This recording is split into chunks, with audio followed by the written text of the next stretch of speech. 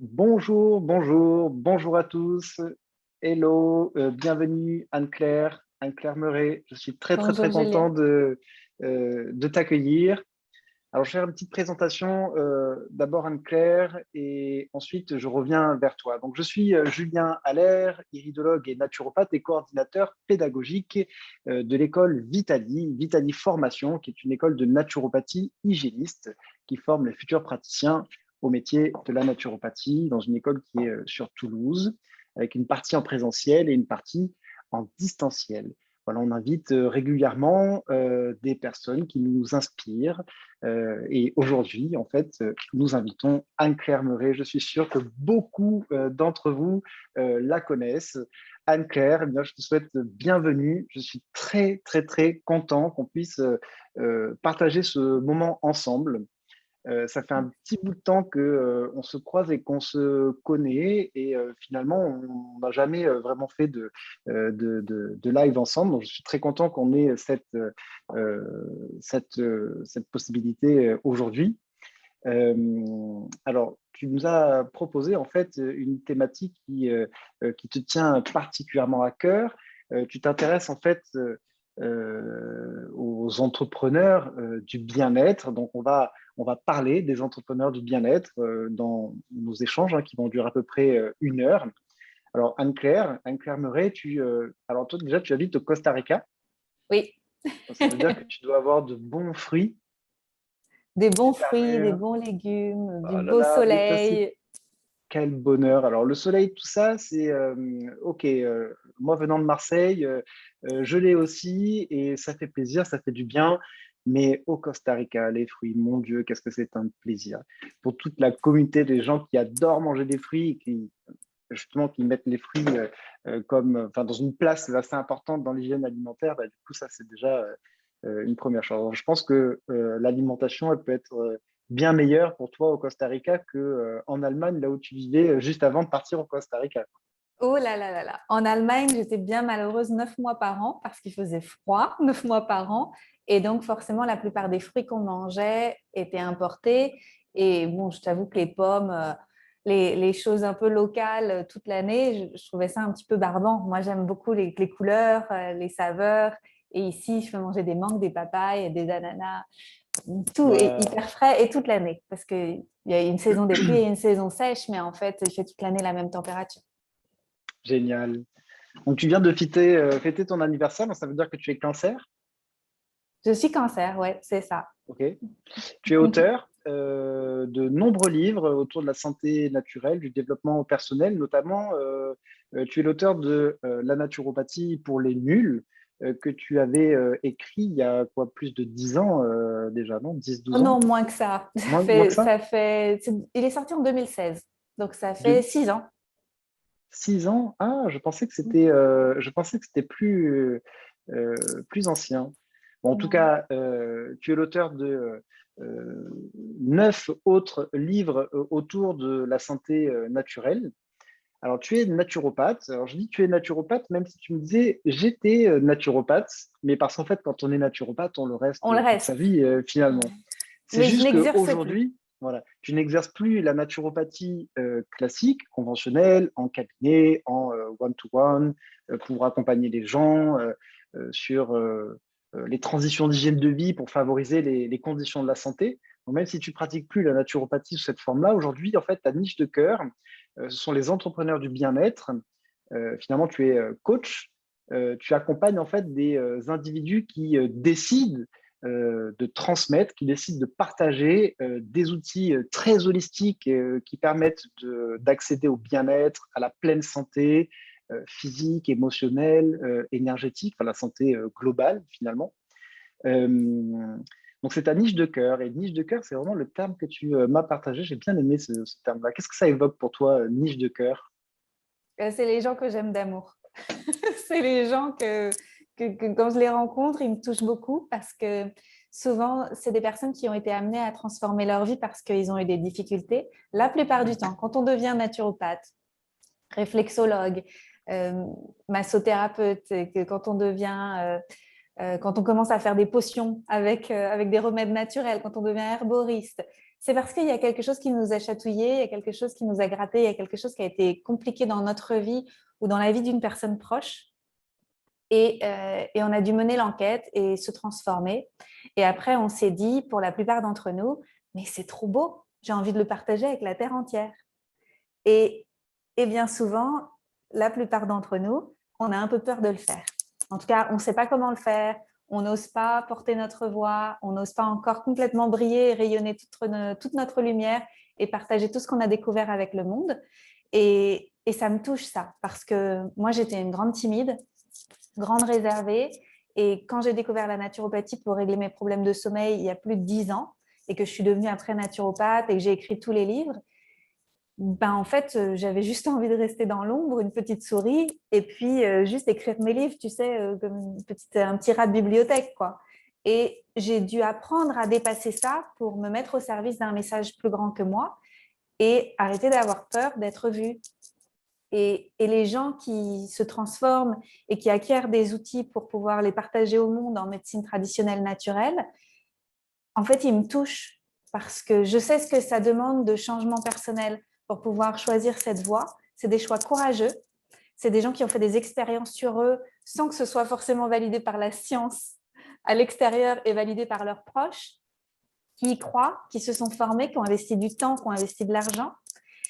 Et parfois, au bout du chemin, ils se disent « Oh, mais non, mais je peux pas, j'ai trop peur, ou je vais pas y aller, ou il y a déjà des gens qui l'ont fait avant moi, alors je vais pas le faire. » Moi, c'était ce que je me disais. Je me disais, il y en a déjà des naturaux, il y a déjà des gens qui sont installés. Pourquoi moi, j'irais porter ma voix? Pourquoi moi, j'aurais un compte public sur les réseaux sociaux? Pourquoi j'écrirais des livres de plus alors qu'il y en a? Ben, j'ai bien fait de le faire. Parce que la preuve, c'est qu'encore maintenant, il y a plein de gens qui m'écrivent et qui me disent « J'ai lu votre livre » ou « Je me rappelle de ce que vous aviez dit dans votre blog, qu'est-ce que ça m'avait fait du bien ?» Et après, j'ai pris les choses en main. Et je sais l'impact qu'on peut avoir pour les personnes qui nous lisent et qui reçoivent nos messages. Et ça me tient vraiment à cœur qu'on soit toutes et tous ensemble en train de se tenir la main et qu'on le fasse ensemble, en fait. Et c'est pour ça que c'est ma niche de cœur. Ok, c'est génial. Ça veut dire que finalement, ton expérience personnelle t'a permis de te rendre compte en fait que tu avais des choses à transmettre, que tu avais des valeurs qui venaient de ton expérience, des choses que tu avais pu expérimenter et tu te dis finalement quand tu vois toute cette tige de cœur, tous ces praticiens qui te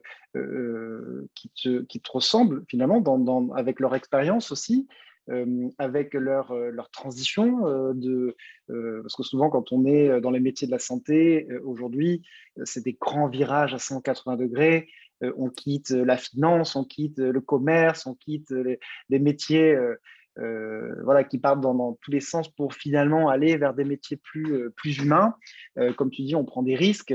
On ose, c'est assez courageux de pouvoir faire ces transitions-là aussi. Et toi, les transitions que tu as pu faire, tu t'es dit, je vais partager finalement mon expérience. Donc, tu partages ton expérience pour aider les entrepreneurs du bien-être à révéler leurs qualités, à révéler leurs spécificités. Donc, ça veut dire qu'en fait, pour les gens qui nous regardent et qui ont cette âme guérisseuse, cette âme justement d'entrepreneur du bien-être, une âme aussi sociale qui est vraiment portée vers l'autre pour l'aider, pour l'accompagner et qui n'oserait pas se lancer par peur, par doute de ses capacités.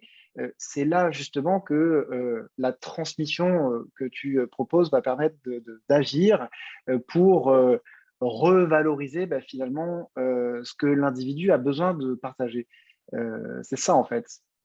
Ouais, exactement.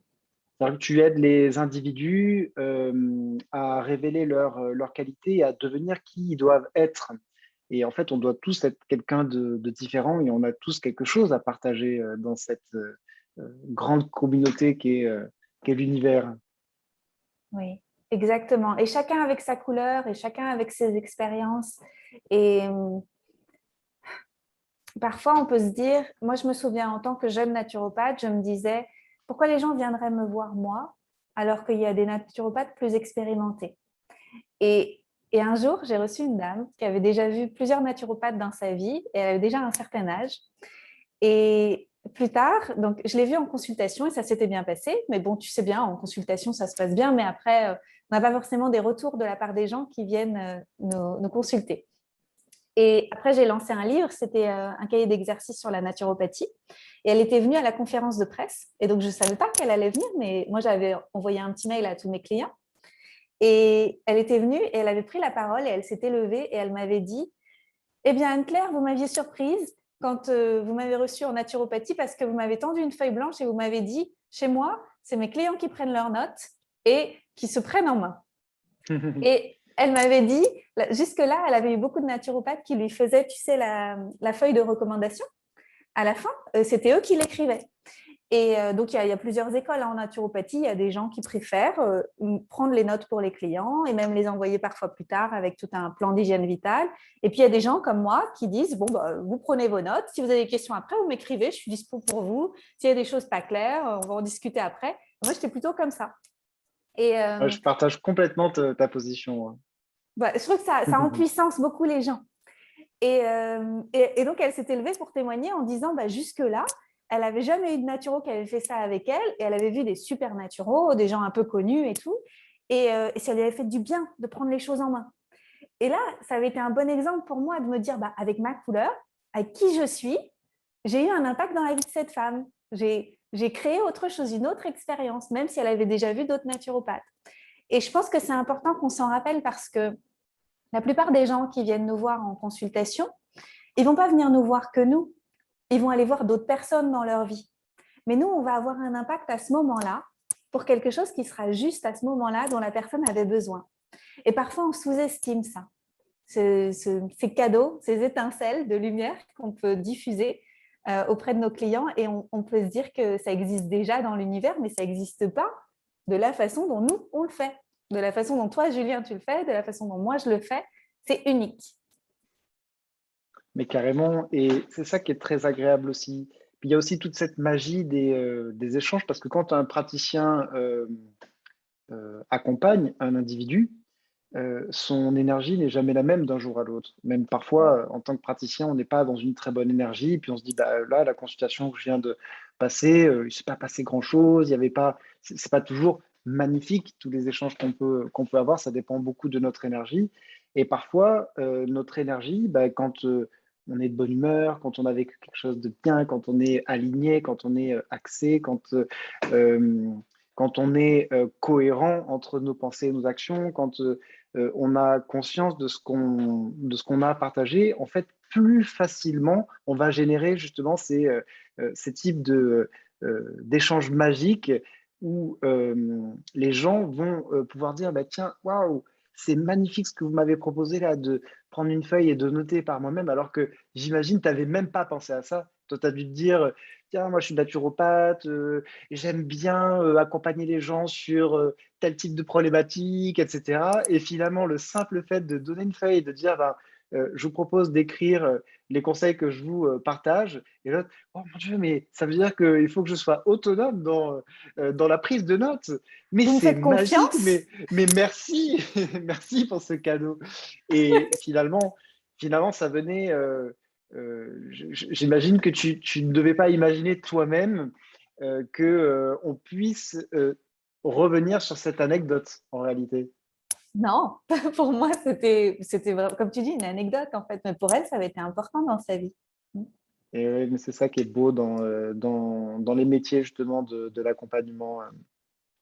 Mais ça, en fait, du coup, pour révéler ça, comment est-ce que tu t'y prends pour révéler justement toutes ces qualités des praticiens, pour que les praticiens se sentent bien en fait et qui ne doutent Mhm. pas de leur capacité? Est-ce qu'il y a des clés? Est-ce qu'il y a des outils? Oui. Euh, Oui, il y en a. En fait, peut-être pour expliquer un petit peu ce qui s'est passé pour moi, c'est que donc j'étais naturopathe en cabinet et puis je faisais aussi ce qui m'intéressait, je faisais aussi des ateliers, je recevais des gens pour faire des initiations à la naturopathie, j'allais en entreprise pour expliquer ce que c'était la naturopathie, je faisais des conférences en librairie pour expliquer la naturopathie et voilà, et je travaillais dans 2 cabinets à Paris, dans le 8e et dans le 11e. Et puis, au bout de 3 ans, ça fonctionnait vraiment bien pour moi. En fait, mes créneaux étaient tous pris et puis il y avait vraiment il y avait de la joie, quoi. Tu vois, il y avait de la joie, ça se passait bien. Et les praticiens autour de moi tapaient à ma porte et me disaient, mais comment tu fais en fait? Pourquoi pour toi c'est joyeux et pas très compliqué en fait? Alors déjà je voudrais dire que c'était pas de la pensée magique, c'est pas parce que je me suis dit ouh ça va être facile que ça a été facile. Comme beaucoup de gens, j'ai dû dépasser des blocages intérieurs que j'avais, notamment moi je suis fille de fonctionnaire. Donc, père agent EDF et mère secrétaire de mairie, le même travail toute leur vie, le même salaire toute leur vie. Alors, ma vie de bohème en tant que naturopathe qui écrit des livres, c'était vraiment le jour et la nuit. Donc, j'ai dû apprendre à être à l'aise avec le fait d'avoir des revenus irréguliers et de créer mes revenus, donc de créer mes opportunités. Et ça, au début, c'était pas facile. J'étais un petit peu caliméro. Oh, mais personne vient me voir. Oh, je comprends pas. J'ai mis des flyers une fois et personne vient me voir. Et donc, j'ai dû apprendre à développer un mindset d'entrepreneur. Et ça, c'est pas quelque chose qui nous a été donné par le Saint-Esprit. Hein. C'est quelque chose qu'on développe avec le temps, d'avoir un mindset d'entrepreneur, parce qu'on en a autour de nous, parce qu'on se met en circonstance d'apprendre, parce qu'on fait parfois, on se fait botter le cul par un coach parfois. Mais voilà, c'est tout ça, on apprend en fait au fur et à mesure. Donc, pour moi, ce qui a marché, c'est de la curiosité. Et puis, je pense que j'ai vraiment du bon sens et un côté pratique, pratico-pratique. Ça marche, on continue. Ça marche pas, on arrête. En fait, je me réajuste assez rapidement. Et donc, c'est pour ça que ça a fonctionné pour moi. C'est que j'ai été très proactive et j'ai essayé plein de trucs pour me faire connaître. Et tant que j'avais pas assez de clients, je faisais des interventions gratuites pour aller faire connaître qu'est-ce que c'est la naturopathie. J'attendais pas que les gens le devinent, en fait. J'allais en avant, en fait, pour pouvoir en parler. Et tout ça en étant une grande timide. Donc, ça a été possible parce que j'ai dû dépasser ma timidité parce que le message était plus grand. Et donc, quand les thérapeutes sont venus à moi et m'ont dit, mais comment tu as fait?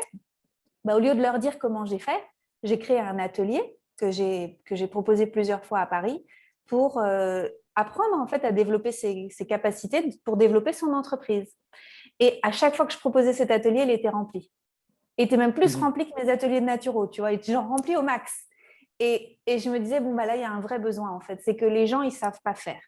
Et je pense que c'est assez logique parce que quand on prend une formation en santé naturelle, tu vois, quelle que soit la discipline, on va apprendre souvent à devenir un excellent praticien. Mais on ne va pas apprendre à se vendre en tant que praticien et à proposer ses activités. Il va y avoir une demi-journée sur comment s'installer, quel statut, une demi-journée sur attention les mots que vous n'avez pas le droit de dire. Il va y avoir une demi-journée sur ci, sur ça. Donc, c'est des petits morceaux. Mais ce n'est pas l'essence. Quand on signe pour devenir praticien de santé, on signe pour devenir praticien de santé. On ne signe pas pour devenir entrepreneur de la santé naturelle. Et donc, bien souvent, il y a comme une déception quand on arrive au bout de la formation. On se dit, mais en fait, je ne sais pas être entrepreneur. Je sais être praticien de santé, mais je ne sais pas encore comment faire avec ma solitude quand j'arrive dans mon cabinet et que je ne sais pas encore comment trouver mes clients dehors. Et là, je me suis dit, il y a un gap, il y a un trou, il y a comme un trou dans l'offre. Et moi, je veux aider ces gens-là. Je veux qu'ils comprennent qu'ils sont capables, comme moi, j'ai été capable, et comme nous sommes tous et toutes capables. Et ce n'est pas facile, mais c'est drôlement, comment on pourrait dire, glorifiant. En fait, quand on arrive à le faire, on dépasse à chaque fois des petits, tu sais, on est fier de soi. Il y a un côté, oh, j'ai réussi à parler en public, oh, j'ai réussi à faire ça, j'ai réussi à faire ça. Et ça fait du bien parce qu'à chaque fois, c'est comme un bootcamp de dépassement de soi, Oui. tu vois, d'épanouissement personnel en plus de l'épanouissement professionnel, je trouve. Oui, dans les premiers conseils que tu as partagés, du coup, il y avait le fait d'expérimenter, soit ça avait été bénéfique pour toi, c'est d'expérimenter quelque chose et de te dire, OK, je vois que ça répond, ça fonctionne ou ça fonctionne pas pour partir dans une autre direction. Donc, l'expérimentation est toujours importante. Mais expérimentation, par exemple, tu parles d'ateliers. Faire des ateliers gratuits ou à participation libre. J'aime bien les participations libres et conscientes aussi. Excellente idée. Comme ça, il n'y a pas de gratuité. Les gens viennent et aussi euh, sont acteurs en payant, en partageant pour qu'il y ait un échange aussi. Je trouve que ça peut être intéressant. Mais parfois, on va vouloir lancer un atelier et finalement, cet atelier ne va pas spécialement fonctionner parce que notre réseau de communication, au départ, il n'est jamais très bon. on pense que parce qu'on a quelques centaines ou quelques milliers d'abonnés sur Instagram, il suffit de faire une story qui informe qu'on fait une conférence à 18 h pour qu'il y ait 10% des gens qui sont abonnés qui viennent. Et en fait, non, ça ne fonctionne pas comme ça non plus.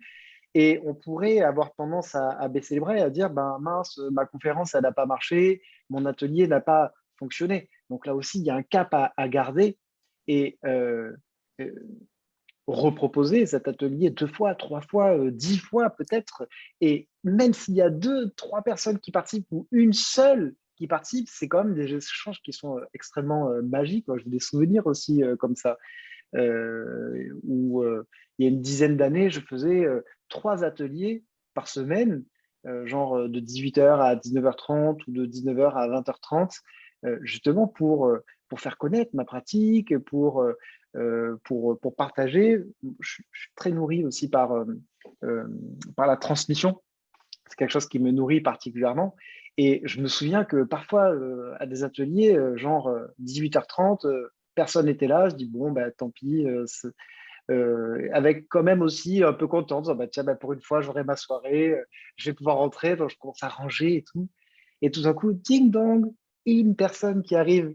Et là, je dis, oh, je ne sais pas Ok. si je suis content ou pas. Et puis, vas-y et tout. Mais je suis même hyper ému de partager cette anecdote parce que bah, je pense en particulier cette fois-là, là où effectivement, euh, parfois il y avait plus de monde et là, je pensais qu'il n'y aurait personne et que j'allais partir. Et puis finalement, je me dis, je vais faire finalement toute cette conférence-là pour une personne qui vient au cabinet. Et c'était une conférence gratuite. À l'époque, je faisais de la gratuité et pas libre en conscience. Euh, et bah, finalement, on crée là aussi euh, nos...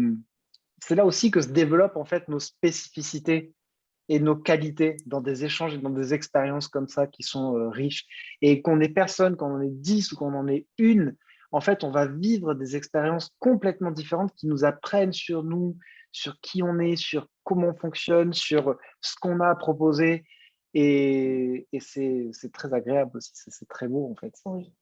Et moi, je crois qu'il y a toujours quelque chose de magique qui se passe quand on partage avec le cœur.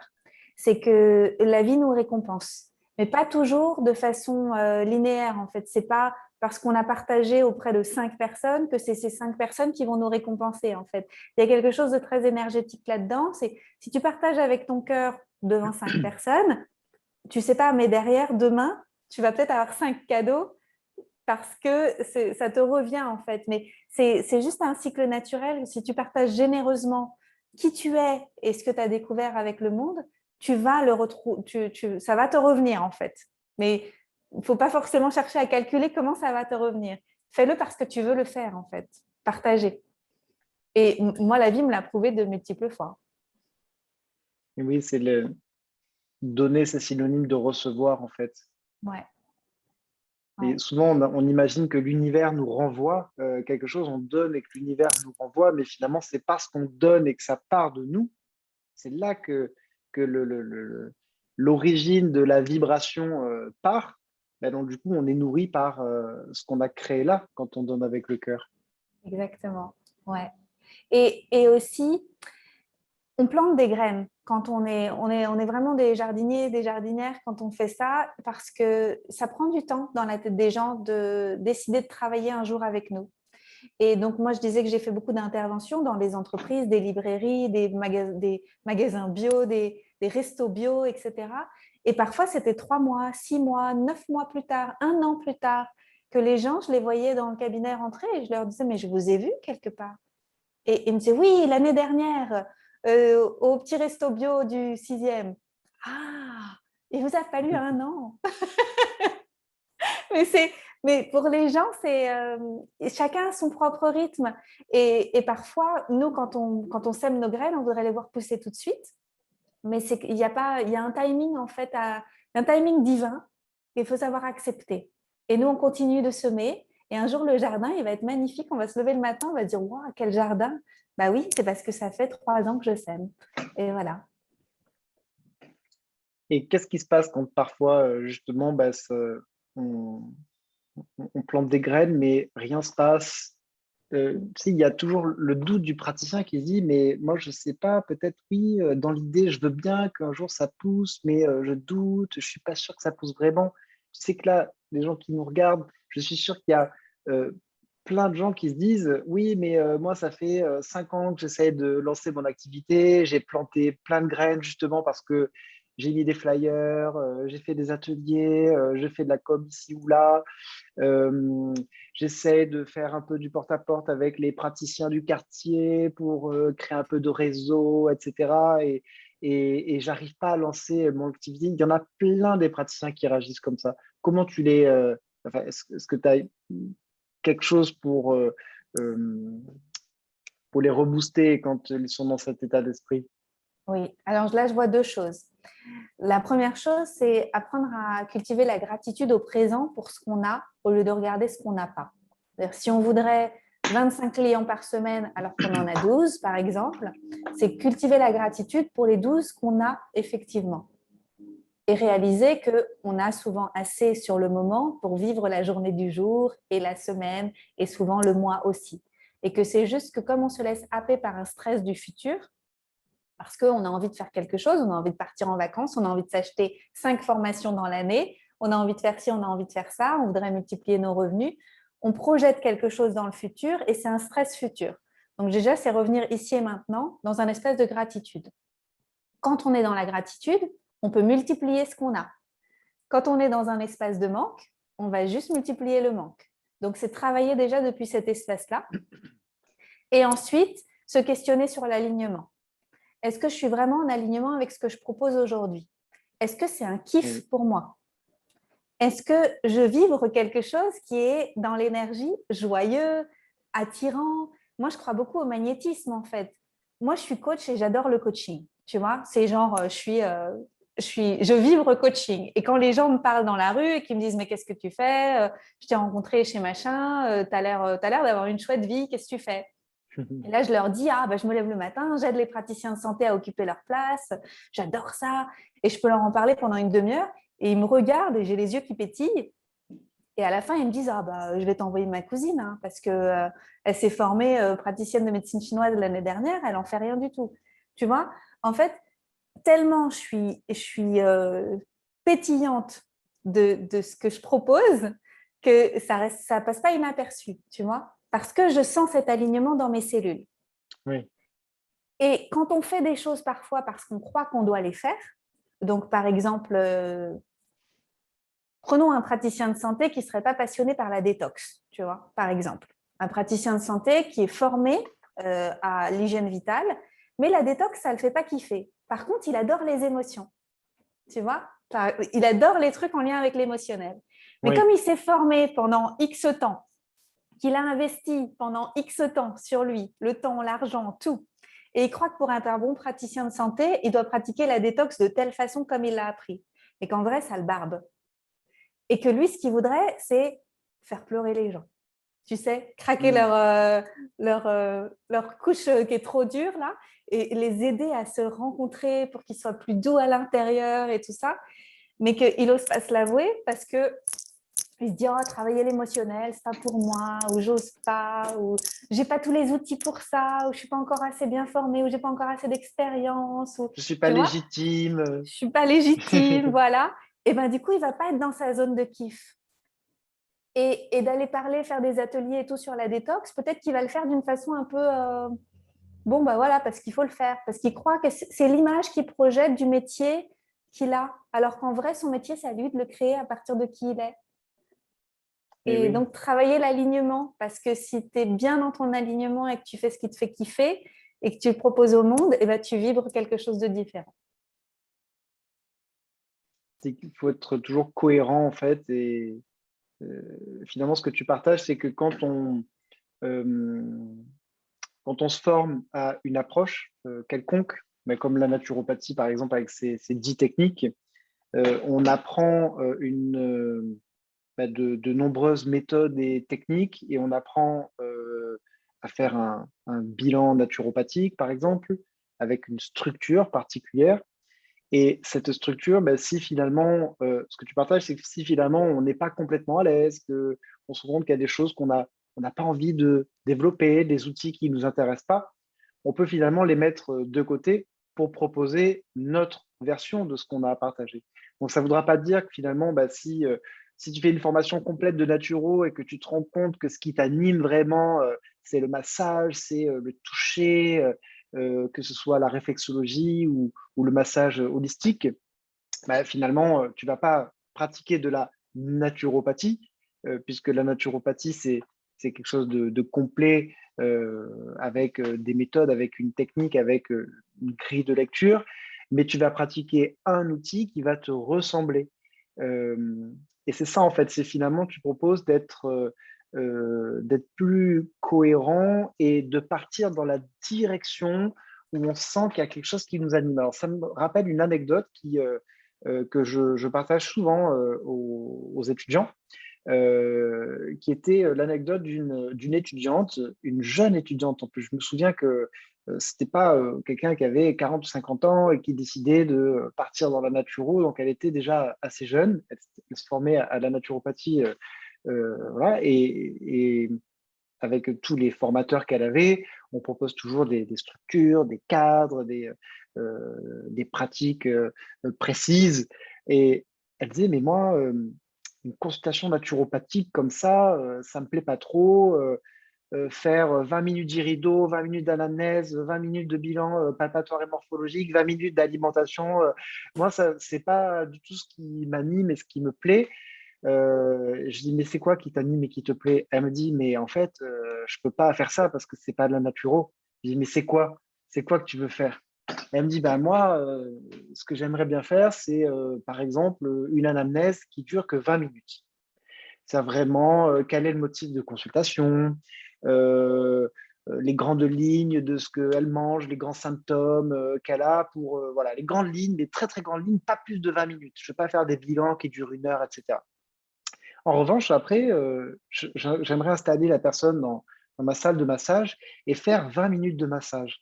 Parce que dans le toucher, moi, je vais sentir, je vais avoir, regarde, j'ai des poils qui se dressent rien que d'en parler.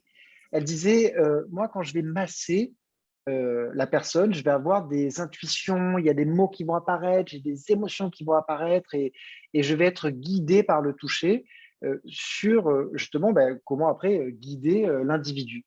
Et une fois que les 20 minutes de massage seront terminées, je proposerai de revenir dans le bureau et pour faire une consulte d'1 heure, il restera une vingtaine de minutes. Ce sera les 20 minutes de conseils que je lui donnerai en lien avec l'anamnèse très courte que j'ai pu faire de 20 minutes et tous les messages que j'aurai reçus pendant le massage.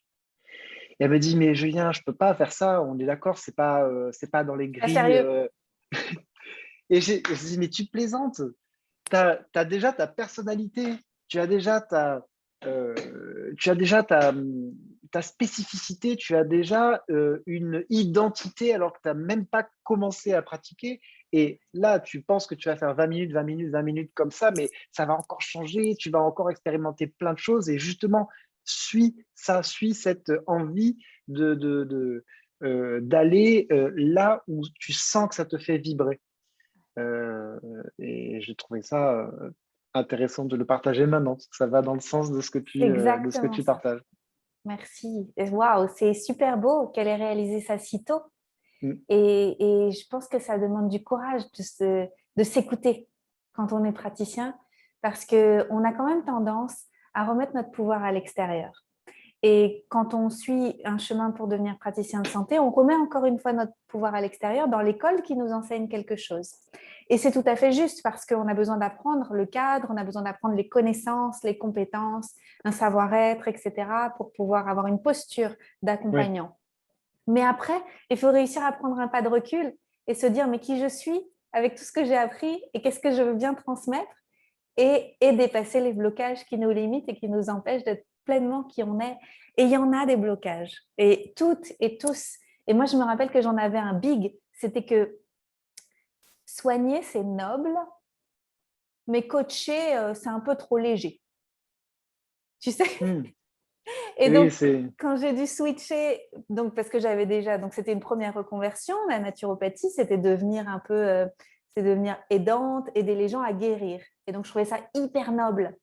Et quand j'ai découvert le coaching et que c'était aider les gens à se transformer, je me disais, oh, se transformer quand même, c'est moins noble que se soigner.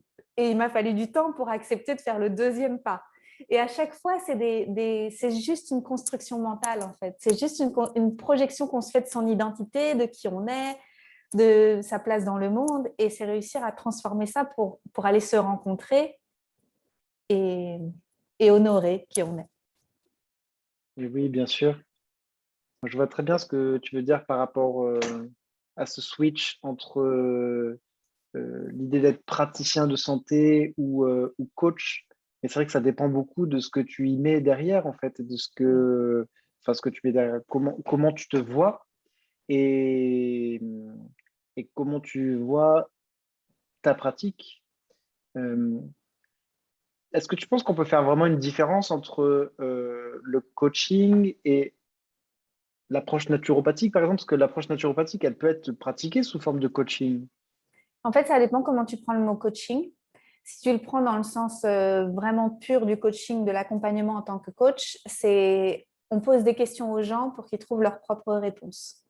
Et Ok, donc, dans ce sens, il y a une différence parce que c'est plus du consulting en naturopathie parce qu'on donne des recommandations, tu vois, plutôt que de dire aux gens, bon, par quoi vous allez, comment vous allez changer ça? Parce que la plupart des gens ne le savent pas, en fait, parce qu'ils n'ont pas les connaissances de santé. Donc, c'est plus de l'éducation et du consulting que du coaching pur pour les aider à trouver leurs propres ressources. Mais certains d'entre nous ont déjà ça en eux, et la oui, capacité à poser ces questions-là, mais ça peut se développer aussi. Et moi, quand j'ai acquis des compétences de coach en étant naturopathe, j'ai trouvé que mes séances étaient plus légères. Elles étaient plus légères, plus faciles, parce que j'étais moins dans l'éducation pure. Alors, voilà comment ça fonctionne. Voilà comment ça fonctionne. Mais je posais plus de questions pour que la personne elle réveille la flamme en elle, tu sais, de souffler sur le feu de la transformation. oui. Ah, intéressant. Mm. En même temps, la naturopathie, si on la pratique vraiment dans les règles, il y a l'hygiène émotionnelle, enfin, la psychologie qui fait partie du top 3 de la naturo.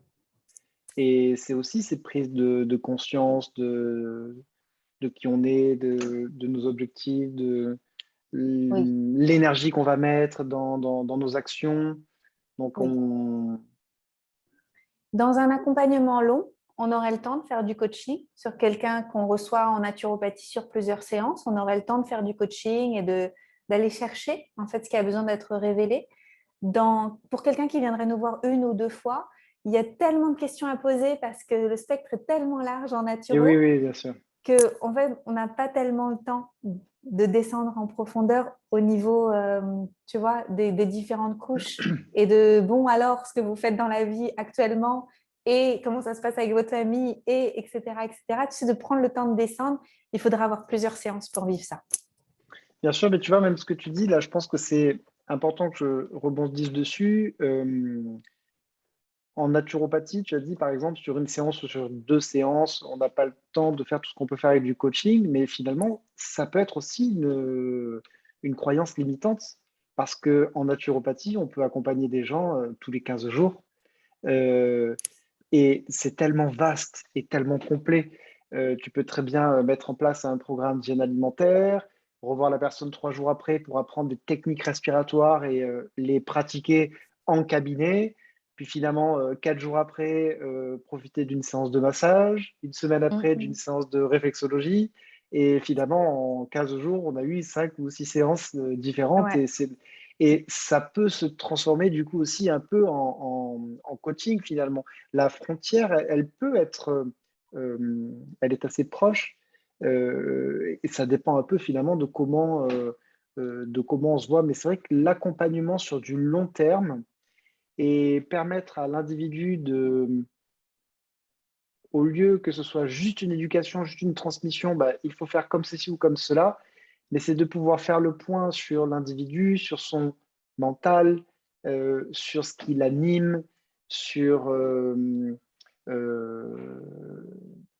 sur les choses qu'il a envie de vivre, les choses qu'il n'a pas Mhm. envie de vivre, sur son émotionnel. Est-ce qu'ils se sont nourris par du beau? Est-ce qu'il arrive à exprimer ses émotions et de le guider un peu pour qu'il puisse rétablir une santé émotionnelle et une santé mentale pour l'accompagner sur les chemins de la santé finalement. Ouais. Et pour ça, je trouve quand même que d'avoir une formation de coach en plus, c'est-à-dire aider les gens à se questionner sur leurs valeurs de vie, avoir des outils pour les guider à travers des visualisations, pour les guider pour voir là où ils ont envie d'aller, travailler sur pourquoi le passage à l'action est plus difficile, etc. Avoir des outils de coach, c'est un peu comme un liant, c'est un peu le agar-agar dans une recette d'accompagnement, tu vois. Parce que quand on devient praticien de santé, souvent on a plein de trucs un peu éparses. Et je ne sais pas comment ça se passe dans ton institut, s'il y a un lien, tu sais, si c'est facile de lier tout ça ensemble ou pas. Et de mon sentiment, souvent les praticiens de santé manquent de l'agar-agar, donc de la formation de coaching. Et moi, c'est ce que j'ai vécu aussi en devenant coach. Je trouvais que c'était un peu plus facile d'accompagner sur des longues durées. Bien Mais c'est sûr. mon ressenti. Mais les longues durées, c'est toujours plus intéressant. Et là, j'ai encore une autre anecdote à partager. Moi, quand je m'étais formé à la naturopathie et quand j'étais encore étudiant, j'entendais beaucoup de messages de naturopathes, de nos formateurs naturopathes qui me disaient vous allez voir les gens une fois tous les 2 ans, c'est-à-dire qu'ils nous prennent rendez-vous, ils reviendront 2 ans après. Et au mieux, s'ils ont mal, vous les verrez une fois tous les 6 mois. Voilà, il m'avait dit un truc comme ça. Et moi, je m'étais installé, dès que je me suis installé en tant que naturo Irido, je m'étais installé dans un cabinet où il y avait déjà une praticienne qui était installée, elle faisait de la chiropratique, et elle faisait beaucoup de forfaits. Et elle faisait des forfaits, mais parfois c'était des forfaits 50 séances. Mais parce qu'en fait, c'est de la chiropratique network, on peut faire 3 séances par semaine, on travaille beaucoup avec la respiration, c'est très énergétique. C'est pas une chiropratique type ostéo ou la chiro qu'on peut imaginer, où ça craque dans tous les sens. C'était beaucoup plus doux. Et moi, j'étais épaté par le fait qu'elle puisse vendre des forfaits 50 séances. Et je me suis dit, je vais faire un forfait 6 séances. Et en fait, forfait 6 séances, je me disais, bon, du coup, je fais la consultation un peu moins chère parce que c'est 6 séances, etc. J'ai fait des calculs et tout. Et le tout premier consultant que j'ai eu, quand il arrive le moment où il doit régler sa séance, il me dit combien je vous dois. Je dis, bah, en fait, ça dépend si vous prenez qu'une séance ou si vous voulez un forfait d'accompagnement. Il me dit, ah oui, je veux un forfait d'accompagnement. Et je ne lui avais même pas dit le tarif, je n'avais rien dit. Et moi, ce forfait 6 séances, moi, je m'étais dit aussi, si je vends des forfaits, j'aimerais que les 6 séances ne soient pas étalées sur 4 ans, parce que ça va être très compliqué. Donc, je proposerai aux gens de venir tous les 2 mois. Et quand il me dit, quand est-ce que je dois revenir? La semaine prochaine? Voilà, mais moi, en fait, j'hésitais, enfin, j'allais lui dire, bah, ce serait bien que vous veniez dans 2 mois, mais pas plus tard, parce qu'après, ça va trop étaler les séances et tout. Mais justement, parce qu'on m'avait tellement dit qu'on voyait les gens tous les 6 mois s'ils avaient mal, ou sinon tous les 2 ans, je culpabilisais à lui proposer de revenir dans 2 mois et de lui-même. Alors, il n'a pas dit la semaine prochaine, il m'a dit le mois prochain. Et puis, il me dit, ça vous va si on prend déjà le rendez-vous parce que j'ai un agenda qui se remplit rapidement. Et en fait, je ne savais même pas qu'il fallait un agenda, j'en avais même pas. C'était dingue, c'était complètement dingue. Et là, je me suis dit, mais en fait, c'est ça aussi. Il m'a permis, il m'a fait une formation de coaching, mon premier consultant, parce que je me suis dit, c'est dommage. Je culpabilise et je me dis, je ne devrais pas lui conseiller une séance dans 2 mois. Il va me dire, ça ne sert à rien, une séance dans 2 mois. Je veux qu'elle soit dans 6 mois. Et lui-même, il avait cette envie, il avait ce besoin de revenir un mois après pour vraiment faire un suivi, un accompagnement. C'était une demande de sa part. Et moi, en tant que praticien, eh ben, je n'imaginais pas que c'était possible. Et voilà, c'est les croyances limitantes. Il a donné le ton. Hop, c'est parfait. Exactement. J'adore. Et si finalement on pense qu'on a des outils qui peuvent être bénéfiques et que, par exemple, une séance de naturopathie et qu'on a envie de proposer, comme je disais tout à l'heure, un apprentissage de techniques respiratoires, des méditations guidées, on n'est pas obligé d'attendre un mois pour refaire une séance. Finalement, c'est là aussi qu'on voit tous les outils qui nous animent et on peut les proposer en one-to-one, en atelier de groupe. C'est très intéressant aussi, l'énergie de groupe, même quand on est naturopathe. Et, Oui. Alors là, j'entends une pensée limitante que j'ai entendue de la part de beaucoup de mes clients qui sont praticiens de santé. Et donc, une pensée limitante que j'entends, c'est euh, mais j'ai peur que je ne sache plus quoi lui donner au bout de quelques séances.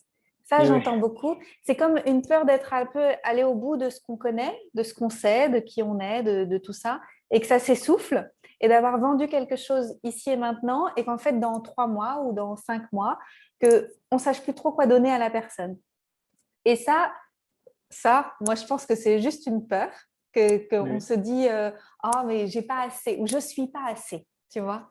Alors qu'en réalité, la plupart des gens qu'on reçoit en cabinet, ils n'ont pas fait tout le chemin qu'on a fait pour pouvoir explorer, tester des choses sur eux. Quand on réalise à quel point on a tenté des trucs, nous, pour se transformer en santé et à tous les niveaux de l'être, on ne va pas être en manque d'exercices à leur proposer, en manque de propositions et d'expériences à leur proposer. C'est juste que ici, parfois, on se dit oh, est-ce que j'ai assez? Mais ça, c'est encore l'imposteur, c'est encore la peur de le besoin d'aller chercher encore des nouvelles formations ou autre chose pour pouvoir transmettre sur une plus longue durée. Mais en réalité, si on fait le bilan, moi j'aime bien dire aux gens, faites un catalogue, une librairie de sagesse, de tout ce que vous avez appris depuis le début que vous travaillez sur vous. Parce que vous vous êtes fait accompagner, parce que vous avez fait oui, des formations, parce que vous avez tenté ci et ça. Et vous allez vous rendre compte qu'en fait, vous avez une librairie de sagesse qui est énorme. Et la plupart des gens qui vont venir vous voir, ils ne vont pas avoir testé tout ce que vous avez testé. Et vous allez avoir plein de choses à leur proposer. Et ça peut durer longtemps. bien sûr. Et puis, si à un moment donné, on sent qu'on est limité, qu'en fait, on n'a plus rien à partager, ça peut arriver aussi à un certain moment. Ouais. En fonction des demandes des individus, de leurs attentes, on peut sentir qu'on est limité dans nos outils et c'est OK. On peut dire, On bah, passe je le pense, relais. on passe le relais, puis on dit, bah, je vous ai transmis les outils qui me semblaient importants. Aujourd'hui, je ne vois, j'ai plus d'autres outils à partager, et puis c'est complètement OK avec ça. Mais ça n'arrive pas si souvent d'ailleurs. Non, il faut du temps avant que ça arrive. Parce que il faut du temps. Mais ça peut venir parfois de personnalité ou, Oui, pas, admettons, quelqu'un un consultant qui aimerait être accompagné, mais je sais pas, potentiellement qui n'a pas envie de changer son régime alimentaire, ou peut-être qu'il est déjà accompagné par quelqu'un sur l'alimentation euh, et il est déjà accompagné, je sais pas, en sophrologie pour des techniques respiratoires ou autres, et il vient voir un naturopathe pour un pour accompagnement quelque chose de très spécifique. spécifique. Mais il arrive à un moment donné où si on peut agir que sur cette chose spécifique, on va être rapidement limité aussi si on ne peut pas avoir tous Oui, les outils holistiques. oui. Mais de toute façon, on n'est pas tout pour tout le monde.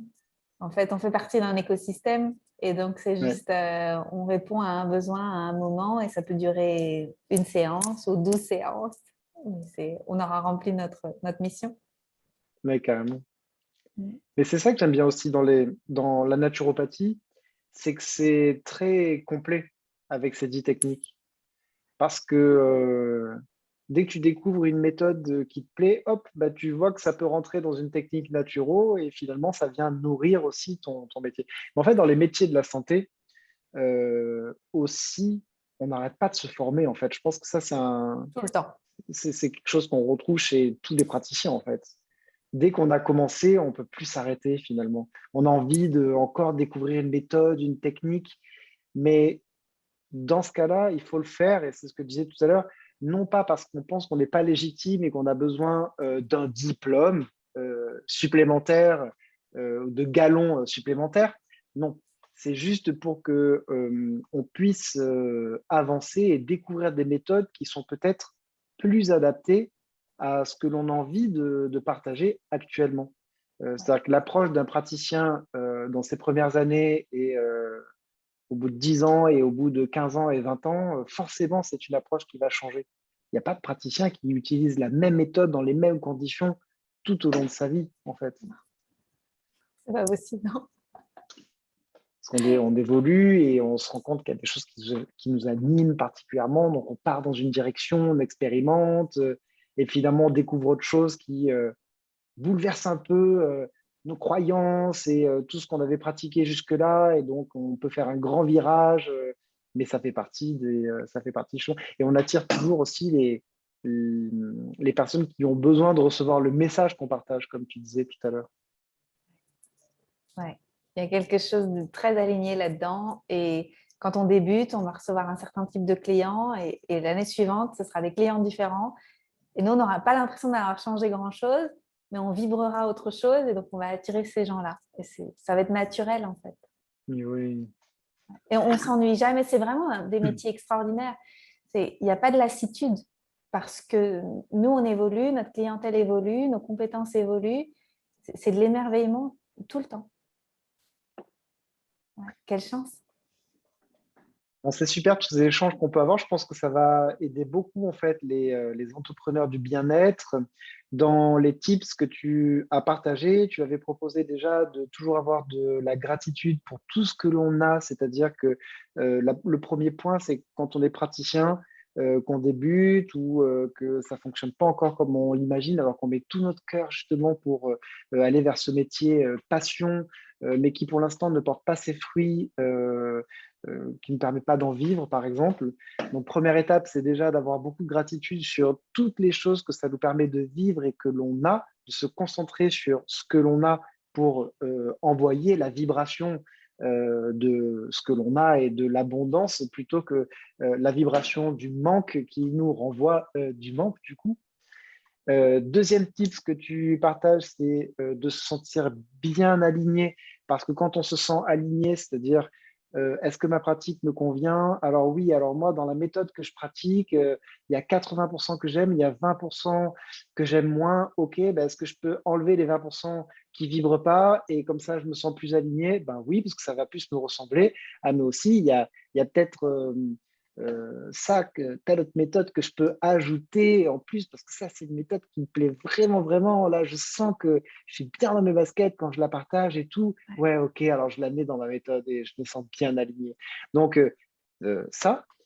Troisième tips, d'expérimenter pour sentir les courants, voir s'il y a un courant chaud. Enfin, courant chaud, je ne pourrais pas dire ça parce qu'avec le nombre d'individus qui aiment bien les courants frais, justement, donc et j'en fais partie, quand on sent qu'il y a un courant qui correspond justement à l'énergie dans laquelle on a envie Fluidité, que de. c'est léger. Exactement. Ben, du coup, on se laisse porter, on se laisse guider.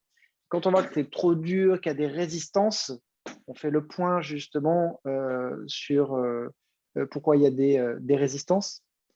Et c'est déjà voilà, trois tips qui permettent de mieux vivre son métier passion du cœur. Oui.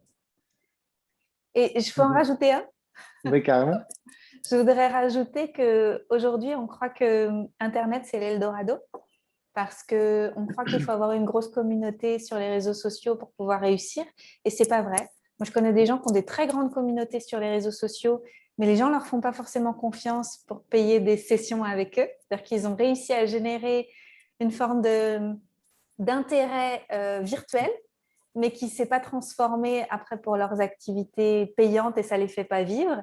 Et je connais des gens qui ont des toutes petites communautés et qui vivent très bien parce qu'ils ont tissé un lien de confiance avec les gens et que les gens, effectivement, achètent leurs consultations individuelles, des programmes en ligne enregistrés, des choses comme ça, parce qu'il y a de la confiance et que ça marche comme ça, en fait. Donc, Bien sûr. pas penser qu'il faut avoir des grands chiffres, des grandes audiences pour bien vivre de ces activités, c'est pas vrai. Il faut réussir à tisser une forme d'intimité avec les gens et aller les rencontrer et à un niveau Carrément. de confiance en fait. Et ça peut se faire dans la vraie vie. Tout le monde n'est pas obligé d'être sur les réseaux sociaux et sur Internet voilà, et raconter des trucs en ligne. On peut aussi le faire dans la vraie vie et c'est vraiment une question de choix. Bien sûr. Et ce choix, il doit être fait en conscience et pas parce qu'on a peur et parce qu'on a envie d'éviter des trucs. C'est vraiment des choix conscients. J'ai envie de, parce que c'est là où j'ai envie de m'exprimer, c'est là où je me sens bien, là où j'ai envie de connecter avec les gens. Et voilà, et chacun fait sa propre recette là aussi pour se faire connaître. Et il y a plein de façons de réussir. Mais carrément, je te remercie beaucoup pour tout ce que tu nous as partagé, Anne-Claire.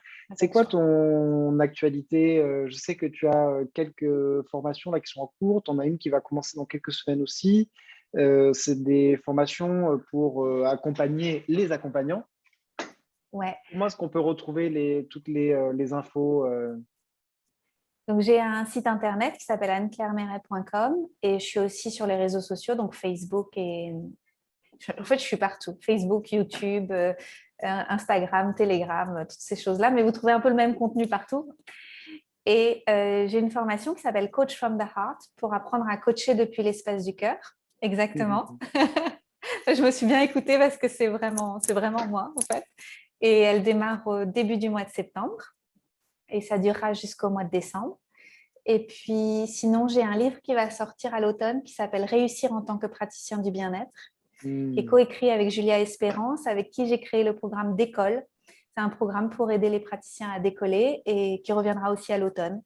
Et puis sinon, j'ai un podcast, Live from the Heart, et puis des programmes en ligne, des choses comme ça qu'on peut retrouver sur mon site internet.